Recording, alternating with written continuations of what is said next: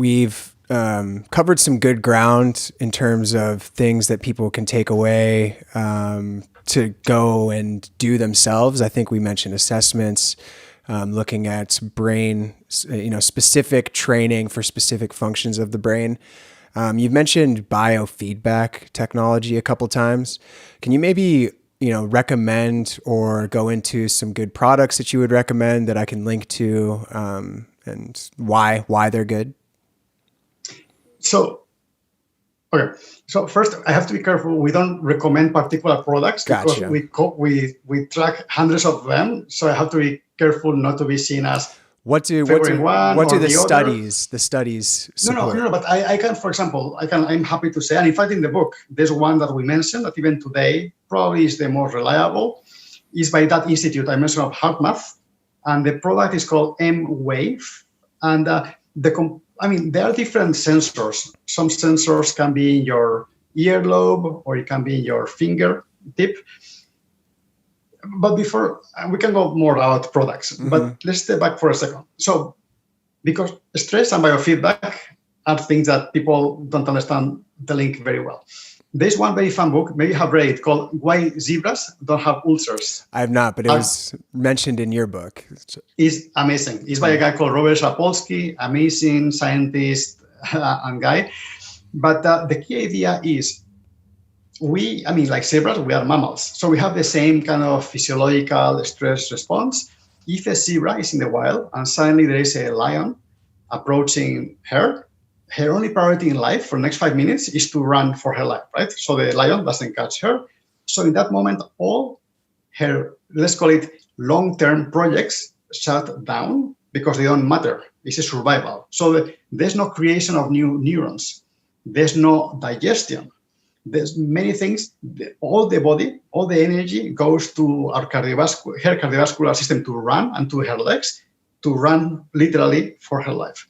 So after 5 minutes, there's two potential outcomes. One, either the lion has captured her and then eats her. So the number of neurons and digestion doesn't matter that much. Yeah. Or in 5 minutes, she has escaped and then she goes back to normal. So she goes back to the physiological state of more rest and calm, where those long-term processes can resume and continue. We humans don't do that very well. We stay stressed for days and weeks and months. We even see lions that don't even exist. So first, we see imaginary lions. Second, even if it was a real lion, after we escaped, we don't know how to go back to that calm state.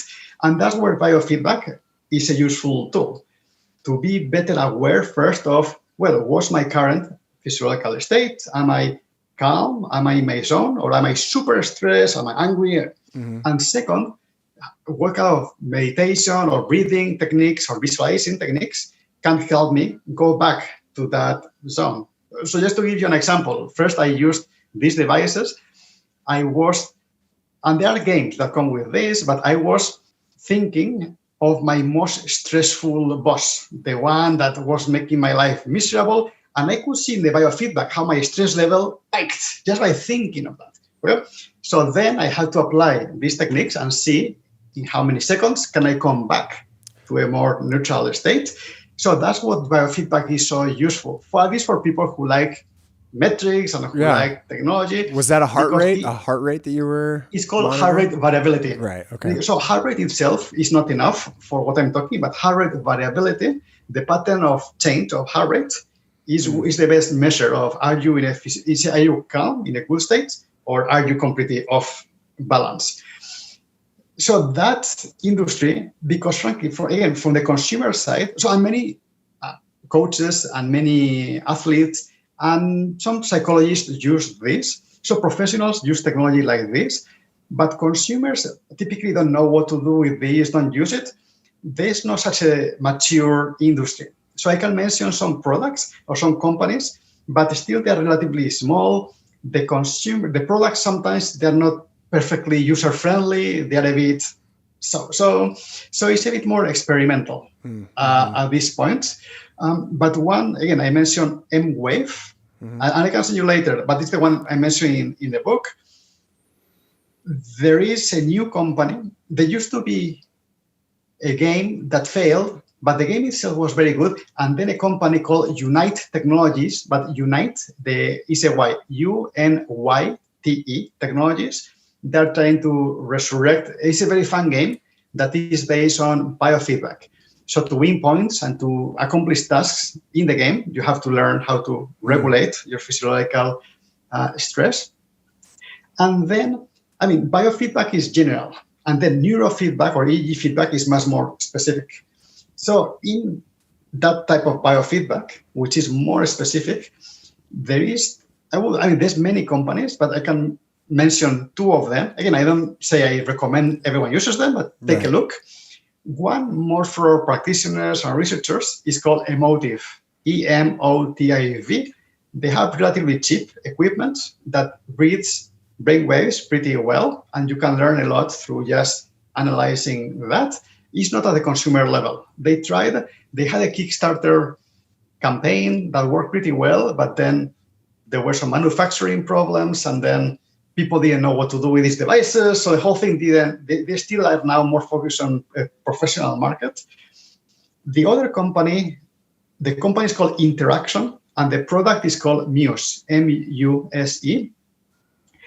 And then Muse is like a headband that is very simple. Again, in theory, to have good brainwave reading, you need many sensors.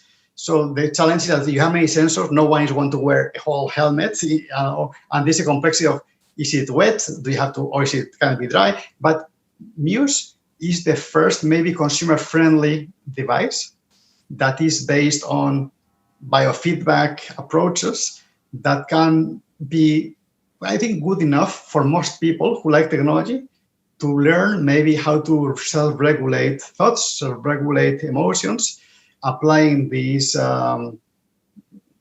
processes of, again, visualizing. You still have to do something. It's not you put it and then it solves it. It's still, but it offers the feedback loop. It offers the analytics that you can see, hey, am I doing it well? Am I improving or I am not? Mm-hmm. And that helps many people, again, who don't have the luxury of, I'm going to spend 3 months in the Himalayas learning with Zen monks how to meditate.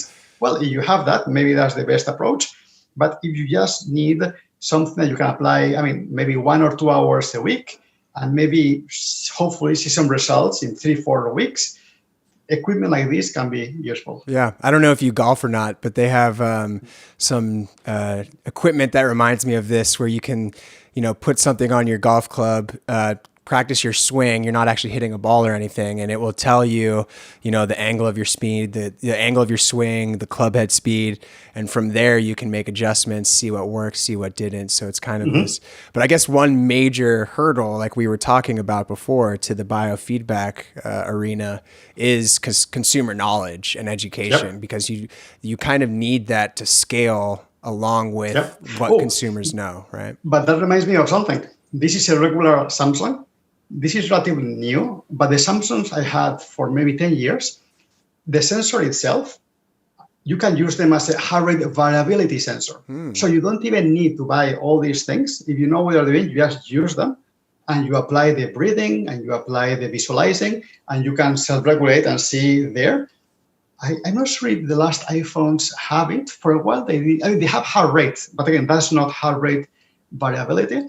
But back to your point, is consumer knowledge. Yeah. Again, you can buy something that is relatively inexpensive, or you can even use it there. But if you don't know what to do with it or even why, that's the main bottleneck. That's the main problem. Yeah.